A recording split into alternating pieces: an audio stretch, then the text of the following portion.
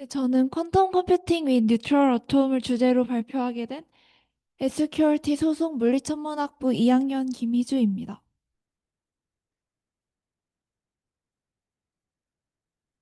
네, 먼저 어, 당연히 그 양자정보 동아리 회원분들은 다양한 종류의 퀀텀 컴퓨팅 구현 기법이 있다는 걸 아실 텐데요.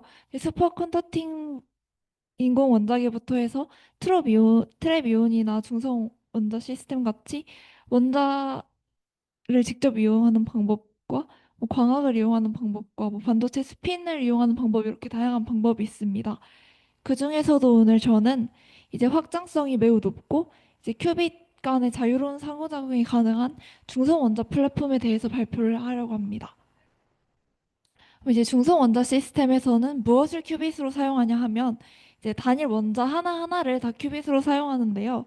이제 앞서 보였던 이런 이게 원자 배열이고 이 하나를 큐빗 하나로 사용한다고 아시면 됩니다.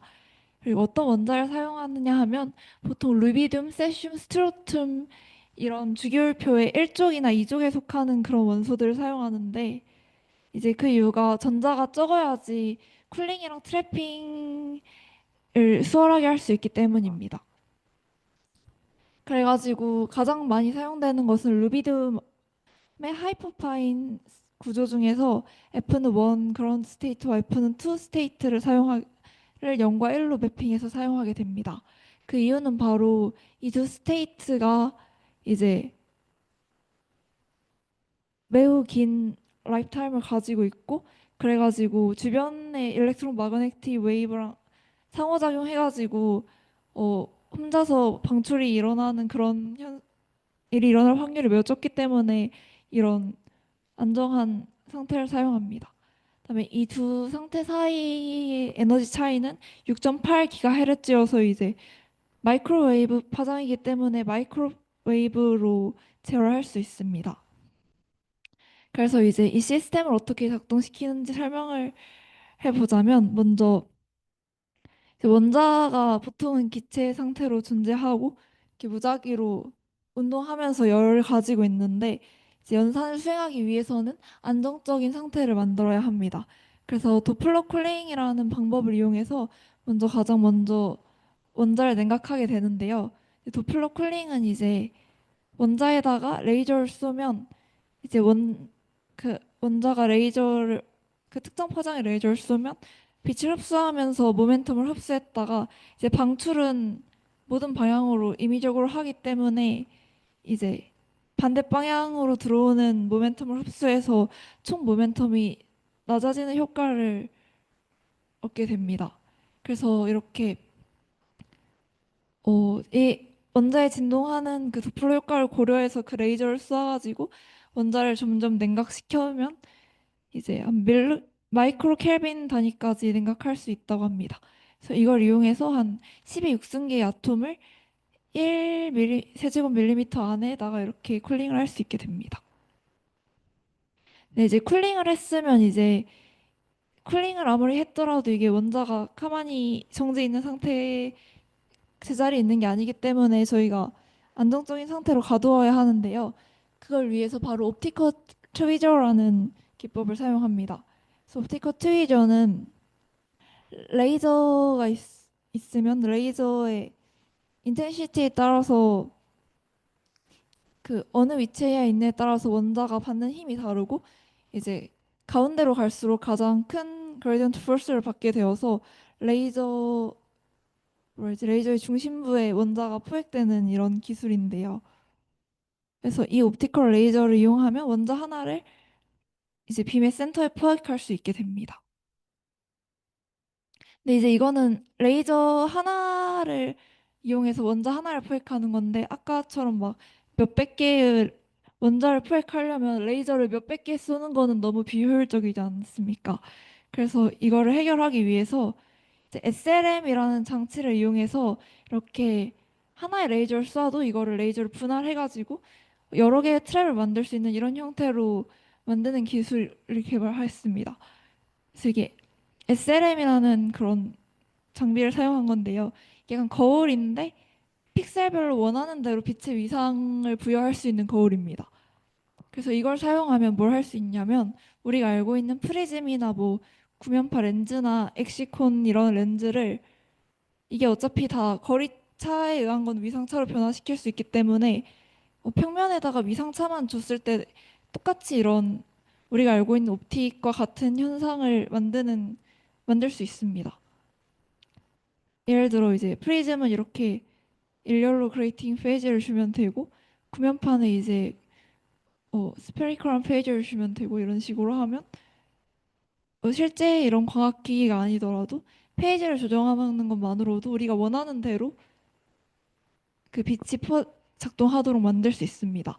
그래서 이 기술을 확장하면 이제 SLM에서 페이지를 원하는 대로 잘 설계를 하면 우리가 포획하고 싶은 모양대로 이제 빔을 원자가 포획되게 할 수 있습니다. 왜냐하면 이제 이 위상 차이가 렌즈를 거치면서 초점에 다 모이게 되는데 이제 위상이 다르면 간섭에 의해서 이제 빛의 세기가 큰 부분과 작은 부분이 나눠지고 이걸 잘 계산하면 특정 부분에만 빛의 세기가 강하게 해가지고 그 강한 부분에 원자가 모이게 할 수 있죠. 그래서 예시를 보면 이렇게 평면파를 배열해서 이제 가운데 원자 세개가 될 수 있게 세 점의 인텐시티가 강하게 해서 실제로 세 개를 포획한 모습이고 뭐 이런 식으로 사각형도 할 수 있고 훨씬 더 복잡한 페이지를 부여하면 이런 식으로 저희가 원하는 대로 이런 배열 격자 모양으로 중성 원자를 포획할 수 있습니다. 그래서, 그래서 이렇게 되고요. 근데 이제 문제가 뭐냐면 이렇게 잘해서 원하는 대로 아무리 격자 배열을 만들었다 하더라도 옵티컬 트위저에 의해서 원자가 포획될 확률은 50%밖에 되지 않습니다.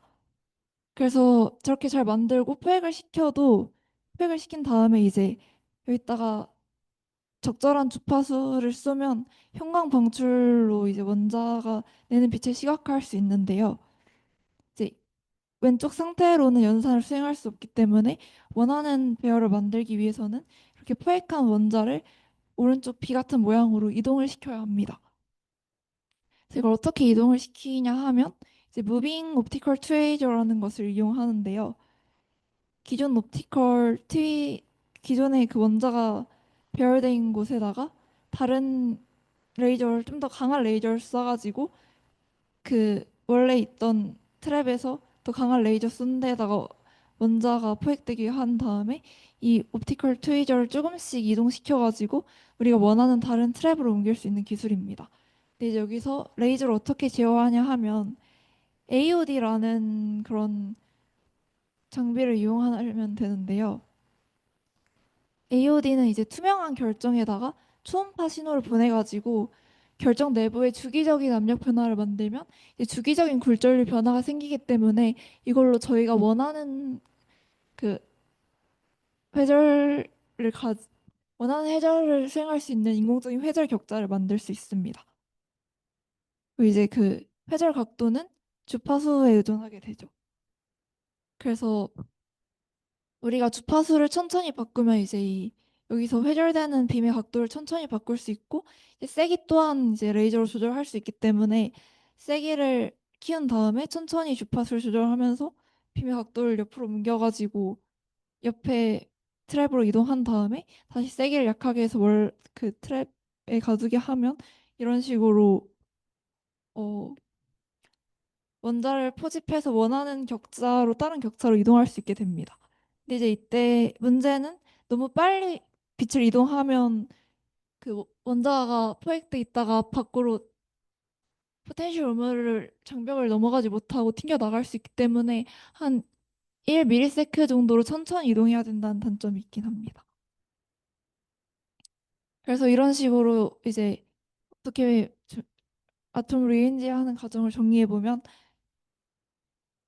처음에 그렇게 SLM으로 위상 패턴을 만들어서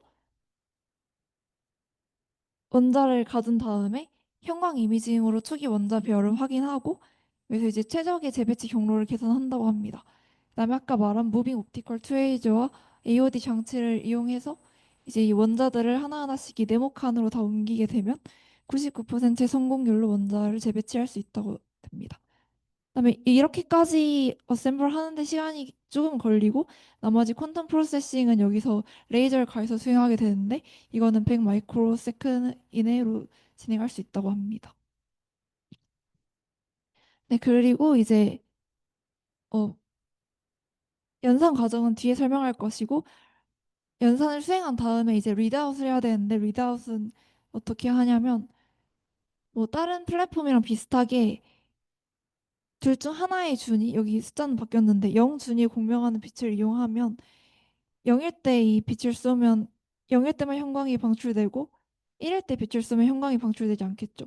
이런 식으로 해서 0일 때 그 빛이 나오는 걸 보고 0인지 1인지 판단할 수 있고 이 디텍션 효율은 98.6% 정도라고 합니다.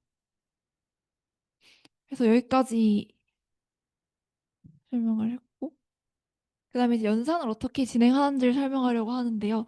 이제 연산에는 두 가지 연산이 있습니다. 바로 디지털 프로세싱이랑 아날로그 프로세싱인데요. 먼저 디지털 프로세싱은 우리가 흔히 알고 있는 그냥 양자 연산이라고 생각하시면 됩니다. 그래서 이렇게 양자를 뭐 하다메이트 게이트, 시나 게이트, 토폴로지 게이트 이런 회로로 구성할 수 있고 이제 각 큐비트를 수행하기 위해서 이 원자 하나하나를 개별 레이저로 조준한 다음에 레이저의 펄스랑 위상을 조정해서 양자 게이트를 적용하게 됩니다. 근데 이게 이제 디지털 프로세싱이고 아날로그 프로세싱은 뭐냐면 각 큐비트별로 레이저를 쏘는 게 아니라 이제 여러 큐비트에 동시에 글로벌 레이저를 쏴가지고 해밀토니안을 적용시켜서 이 해밀토니안에 따라서 시스템이 시간적으로 어떻게 진화되는지 관찰하는 것입니다.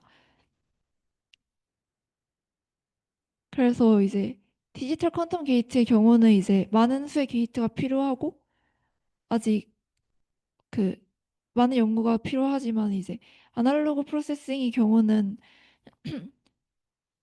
그 적은 수의 그런 뭐랄지 레이저와 그런 게이트로도 수행이 가능하고 이미 고전적으로는 수행할 수 없는 시뮬레이션을 해밀토니언을 할 수 있기 때문에 퀀텀 어드벤치가 이미 어치브 됐다고 볼 수 있습니다. 그래서 이제 하나씩 작동 방법을 설명해 보자면 이제 디지털 프로세싱을 이용하기 위해서는 게이트를 구현해야 하는데 이 게이트도 다 구현할 필요 없고 싱글 큐비트 로테이션과 시나 게이트만 구현하면 이걸 이용해서 나머지 모든 양자 게이트는 구현할 수 있다는 게 증명이 되었습니다.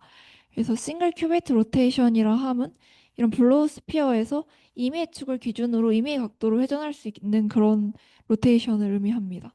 또 이제 시나 게이트는 이제 컨트롤 큐빗이랑 타겟 큐빗이 있어서 컨트롤 큐빗이 0이면 타겟 큐빗에 아무런 일도 진행하지 않고 컨트롤 큐빗이 1이면 타겟 큐빗에 낫 게이트를 해가지고 타겟 큐빗을 반전시키는 이런 연산을 의미합니다.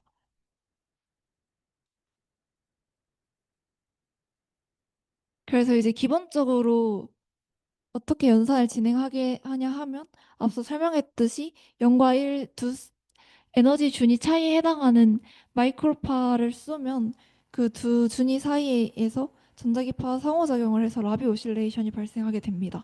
그래서 0의 점유할 확률과 1의 점유할 확률이 주기적으로 진동하는 모습을 보게 되고 뭐 진동 시간은 이제 그 라비 오실레이션 세기와도 관련이 있게 되죠. 근데 이제 문제가 뭐냐면 이 에너지 레벨이 마이크로파에 해당하기 때문에 그냥 마이크로파를 쏘면 개별 원자를 조준할 수가 없습니다. 왜냐하면 마이크로파를 쏘면 그 불확실도가 파장의 한 절반 정도까지밖에 못 구하는데 우리는 개별 원자를 한 5 마이크로 몇 마이크로미터 단위로 배열했기 때문에 그냥 마이크로파를 쏴서는 우리가 원하는 특정 원자에만 그 연산을 가할 수 없게 됩니다. 그래서 두 가지 해결 방법이 있는데 첫 번째로는 AC 스타 이펙트라는 이런 효과를 이용하는 건데요. 원자의 특정 전자 준위와 가까운 레이저를 쏘면 이게 곡면 주파수가 이동하는 현상이라고 합니다. 그래서 오른쪽에 보면 여기서 초록색이 있었고 이 레이저를 쏘면 파란색 원자들의 곡면 주파수가 좀 더 이동한 것을 볼 수 있고 또 다른 방향으로 레이저를 쏘면 이 레이저를 두 번 맞은 주황색은 혼자 더 많이 레지던스 프리퀀시가 시프트 되는 것을 볼 수 있습니다.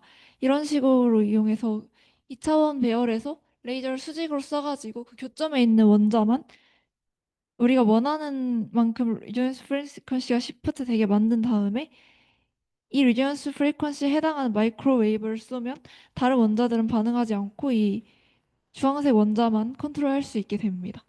근데 이제 이렇게 하게 되면 여러 원자들을 동시에 컨트롤하는 데는 조금 어려움이 있을 수 있겠죠. 그래서 이온 트랩 같은 경우는 이 방법도 많이 쓰이는데 이제 중성 원자 양자 컴퓨터의 경우에는 라만 트랜지션을 이용해서 레이저를 이용해서 조절하는 방법이 더 많이 쓰입니다. 그래서 라만 트랜지션은 두 안정한 에너지 준위가 있을 때 이것보다 매우 높은 가상의 상태를 이용해서 전위를 유도하는 것입니다. 그래서 0에서 1로 만들고 0에서 1 사이 준위를 에너지 전위를 만들고 싶을 때 0에서 이 매우 높은 에너지랑 1에서 이 매우 높은 에너지랑 여기에 해당하는 빛을 쏘게 되면 이게 이제 수학적으로 계산했을 때 0과 1 사이에 전이가 일어나는 거랑 똑같이 표현할 수 있게 됩니다. 심지어 이제 디튜닝이 있을 때도 그 디튜닝만큼 더 프리퀀시를 적게 해서 쏘면 0과 1에서 디튜닝을 존재한 채로 이렇게 에너지 전이를 구현할 수 있게 되어서 마이크로웨이브를 쓰지 않더라도 이제 주파수 차이가 0과 1의 에너지 차이에 해당하는 다른 광학 레이저 두 개를 사용하면 이제 간접적으로 전이를 유도할 수 있게 됩니다. 그래서 이런 방법으로 사용하게 되고요. 이제 좀 더 구체적으로 양자 게이트를 어떻게 작동시키냐 하면 이제 라비 프리퀀시를 오메가, 레이저의 위상을 파이, 디튜닝을 델타로 썼을 때 이 빔을 가했을 때 해밀토니안이 다음과 같이 표현될 수 있습니다. 그래서 이 해밀토니안을 전개하면 시그마 x, 시그마 y, 시그마 z인데 각각 계수가 이제 오메가 코사인 파이, 오메가 사인 파이, 델타인 이런 벡터를 표현할 수 있고 이건 이제 n 방향의 그다음에 이걸 이제 뭐지? 해밀토니언을 시간에 따라서 연산시키면 익스포넨셜 마이너스 하바분의 IHT 꼴이 되는데 이걸 넣어서 계산하면 다음과 같이 다음과 같은 식이 나오는데요. 이 식을 통해 알 수 있는 것은 이 연산이 n의 벡터 방향으로 nt만큼의 각도를 블로스피어 상에서 이동한다는 것을 알 수 있습니다. 그래서 이거를 이용하면 이제 라비 프리퀀시와 레이저의 위상과 디튜닝은 제대로 설명 안 했던 것 같은데 그 원자 레벨의 원래 주파수와 우리가 쏴준 주파수의 그 주파수 차이를 디튜닝이라고 합니다. 그래서 이걸 이용하면 이 레이저의 세 가지 걸 이용해서 어떤 방향으로 라비 그 블루스피어에서 회전시킬지 그 n축을 정할 수 있고 이제 게이트를 가하는 시간 t를 조절하면 어느 정도의 각도로 회전시킬 수 있는지도 조절할 수 있습니다. 이걸로 앞서 말했던 싱글 큐비트를 구현할 수 있는 것이죠. 예를 들면 낙 게이트는 델타도 0이고 파이도 0일 때 그럼 x축만 살아남으니까 x축으로 회전이 진행되고 여기서 이제 시간을 딱 파이 펄스에 해당하는 시간 그러니까 이 파이가 한 바퀴 돌아보니까 주기의 절반 동안만 레이저를 쏘면 낙 게이트를 구현할 수 있는 것입니다. 또 이제 하다마라 게이트는 이제 1,0,1을 기준으로 파이만큼 회전한 거니까 디튜닝과 이제 라비 프리퀀시를 똑같이 하고 레이저 페이즈를 0으로 하면 이제 n 벡터가 1,0,1이 되니까 여기를 기준으로 회전이 수행되게 되고 이제 게이트를 가하는 시간은 마찬가지로 파이 펄스만큼 하면 이 파이를 했을 때 원래대로 돌아보니까 파이만 하면 절반을 돌아가게 돼서 0에 있을 때 이제 0과 1의 중첩 사이인 이 X축 지점으로 이동하게 되는 것이죠. 그래서 이런 식으로 이걸 조정하면 임의의 방향으로 원하는 대로 싱글 큐빅 로테이션을 구현할 수 있습니다. 두 번째로 해야 될 것은 투 큐빅 게이트를 구현하는 것인데요. 이제 투 큐빅 게이트를 구현하려면 시납 게이트를 구현해야 되고 그러면 이제 얽힘이 있어야 되는데 중성 원자에서는 리드버그 스테이트를 이용해서 얽힘을 구현합니다. 그래서 리드버그 스테이트는 매우 높은 상태로 들뜬 그런 전자가 매우 높은 에너지 순위로 들뜬 상태인데요. 그래서 두 개의 리드버그 아톰이 매우 가까운 위치, 몇 수 마이크로미터 떨어진 위치에 있으면 매우 강한 다이폴 다이폴 인터랙션을 받게 됩니다. 그래가지고 이거에 의해서 이제 에너지가 시프트 되기 때문에 이제 두 원자가 동시에 리드버그 상태로 전이할 수 없게 되죠. 그래서 이걸 이용해서 시납 게이트를 구현할 수 있는데 만약에 컨트롤 아까 시납 게이트는 컨트롤 비트가 1일 때 낫 게이트를 수행하고 컨트롤 비트가 0이면 아무런 연산도 수행하지 않아야 합니다. 그래서 컨트롤 비트가 1일 때는 여기서 0과 아래 해당 리드버그 스테이트에 해당하는 빛을 쏘면 컨트롤 비트엔 아무 일도 일어나지 않고 그러면 이제 타깃 게이트의 0과 아래 해당하는 그런 빛을 쏘면 낫 게이트를 구현할 수 있죠. 근데 반대로 컨트롤 게이트가 0에 있을 때 이제 0과 리드버그 상태에 해당하는 빛을 쏘면 이가 들뜬 상태로 가게 되고 그럼 이제 동시에 인접한 두 아톰이 리드버그 상태에 올라갈 수 없기 때문에 여기는 같은 파장을 쏴도 에너지가 시프팅 돼서 얘는 올라가지 못하고 아무런 일도 일어나지 않게 됩니다. 그래서 컨트롤 비트가 1일 때만 낫게이트를 수행하는 이런 연산을 수행할 수 있게 됩니다. 그래서 이런 시납 게이트는 한 1 마이크로 세컨드 내에 진행할 수 있다 하고 이제 피달리티가 그렇게 높진 않은데 94.1%의 피달리티를 달성했다 하고 이제 이건 루비디움은 그 전자가 최각 전자가 하나인 건데 아까 세슘인가 스트론튬인가 최각 전자가 두 개인 걸 사용하면 이 투 큐빗 간의 피달리티를 더 높일 수 있다는 연구가 있었던 것 같습니다. 그 다음에 이 피달리티를 더 높이는 방법은 이제 이 펄스를 시입할 때 파이 펄스가 원래는 그냥 이렇게 네모난 펄스인데 이 펄스를 좀 더 잘 설계를 하면 이런 피달리티를 훨씬 더 높일 수 있다고 합니다.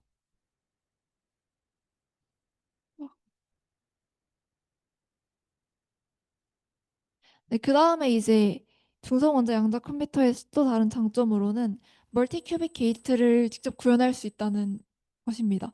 왜냐하면 멀티 큐빅 게이트 중성원자 세 개를 인접한 중성원자를 가지고 리드버그 상태를 이용해서 멀티 큐빅 게이트를 수행할 수 있기 때문이죠. 그래서 이제 C 시나 게이트라 불리는 투폴리 게이트도 이제 하다말라이트 게이트 한 개랑 아니 두 개랑 뭐지? CCJ 게이트 한 개. 총 7개의 펄스만으로도 토폴리지 게이트를 수행할 수 있다고 합니다. 하지만 이제 뭐 트런도 큐비트 같은 다른 플랫폼에서는 토폴리 이제 멀티 큐비트 연산이 안 되기 때문에 토폴리 게이트 같은 걸 만들려면 6개의 시납 게이트랑 9개의 싱글 큐빅 게이트가 필요하다고 합니다. 그래서 이제 중성 원자를 이용하면 이렇게 멀티 큐빅 게이트를 훨씬 더 쉽게 구현해서 이런 연산의 깊이를 줄일 수 있다는 장점이 있습니다. 이제 두 번째로는 이제 아, 아까 디지털 프로세싱이 아니라 아날로그 프로세싱이 가능하다는 게 또 하나의 장점인데요. 아날로그 프로세싱이라면 아까 설명했던 대로 원자 하나하나의 게이트를 수행하는 게 아니라 전체적인 글로벌 빔을 가해서 이 개가 이 해밀토니안이 주어졌을 때 어떻게 거동하는지 살펴보는 것입니다. 그래서 어, 대표적으로 이징 해밀토니안이라는 것을 전자 스핀 배열 나타낸 해밀토니안을 시뮬레이션 할 수 있는데요.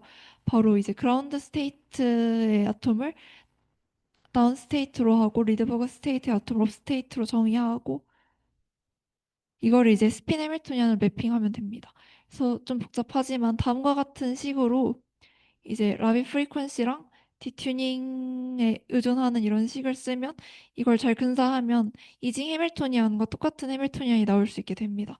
이런 식으로 해밀토니안을 쓴 다음에 라비 프리퀀시랑 디튜닝 그 주파수를 조정해서 이제 해밀토니안의 형태를 바꿔 조정해가지고 저희가 원하는 대로 시뮬레이션을 돌릴 수 있습니다. 그리고 이런 이징 해밀토니안을 시뮬레이션 하는 것은 퀀텀 마그네틱이나 뭐 옵티미제이션 프로그램을 푸는 데도 도움이 된다고 합니다. 또한 이제 이징 해밀토니안뿐만 아니라 XY 해밀토니안이나 훨씬 더 복잡한 해밀토니안도 비슷하게 해밀토니안을 설계해서 이런 중성 원자 배열을 통해서 시뮬레이션 할 수가 있습니다. 네, 여기까지 연산 과정까지 알아보았고요. 이제 마지막으로 이 성능을 확장하기 위해서는 어떤 게 더 필요한지를 설명하려고 하는데요. 먼저 앞서 언급했듯이 이 중성 원자 영자 컴퓨터의 가장 큰 장점은 그 스케일러비리티 확장성이 용이하다는 것입니다. 왜냐하면 아까 만든 대로 그 레이저를 이용해서 SLM을 통과해서 그 트랩을 만들기 때문에 좀 더 센 레이저를 있으면 더 커다란 트랩을 만들 수 있고 그렇게 되는데요. 그래서 이제 큐빅 개수를 늘리는 데는 옵티컬 파워만 더 충분하면 훨씬 더 많이 늘어날 수 있다고 합니다. 근데 이제 또 다른 이제 개선해야 할 점은 라이 아톰의 라이프 타임인데요. 이제 그 진공 챔버에 남아있는 그런 미세 압력에 의해서 아톰이 영향을 받기 때문에 완벽한 진공 상태를 만드는 것이 아톰의 라이프 타임을 유지하는 데 중요하다고 합니다. 또한 이제 그냥 큐빗이랑 그런 큐빗 오퍼레이션 사이에 매니플레이션을 향상시키는 것은 라비 프리퀀시 펄스를 잘 만들고 그다음에 이런 펄스를 만들 때 펄스에 있는 노이즈가 게이트의 노이즈로 그대로 이어지기 때문에 이런 전자 장비의 노이즈를 줄이는 것도 전체적인 피달리티를 향상시키는데 큰 역할을 할 수 있다고 합니다. 네, 그래서 이상으로 그 중성 원자 양자 컴퓨터를 어떻게 구현하는지에 대해서 살펴보았고 이상으로 발표를 마치도록 하겠습니다. 감사합니다. 혹시 질문 있으신가요?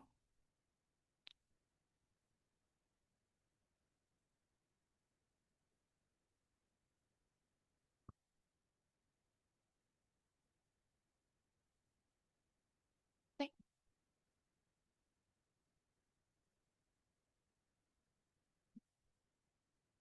네?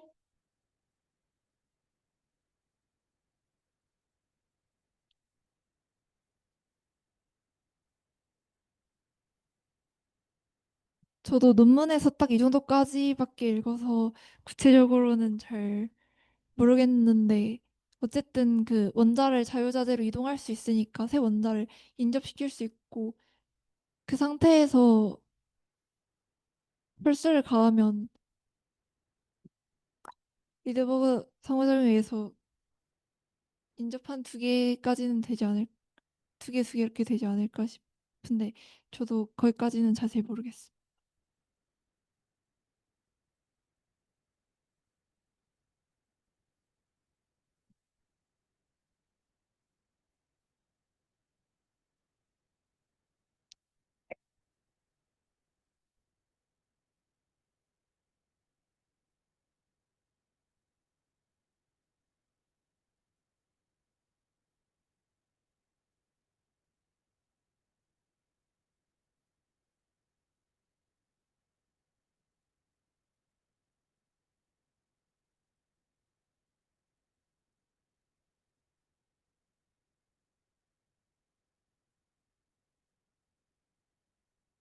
후자인 것 같습니다.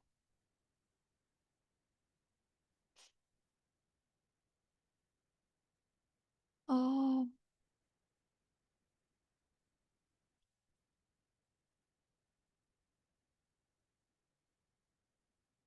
제가 이 부분까지는 잘 모르겠어서 더 공부해봐야 할 것 같습니다. 지금 찾아볼게요.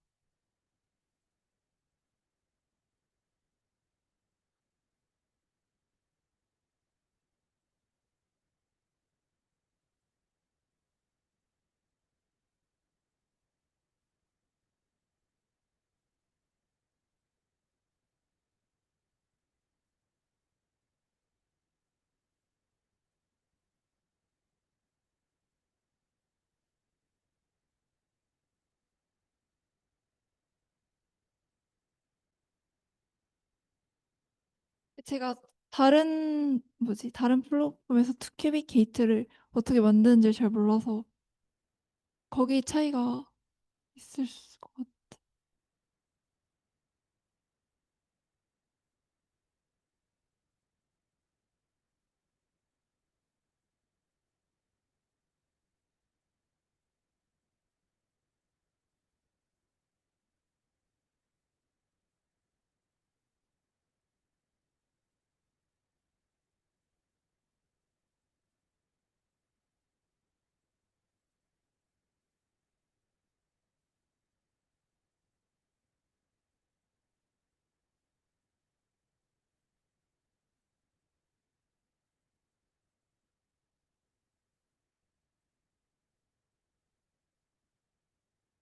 네, 혹시 다른 질문 더 있으신가요?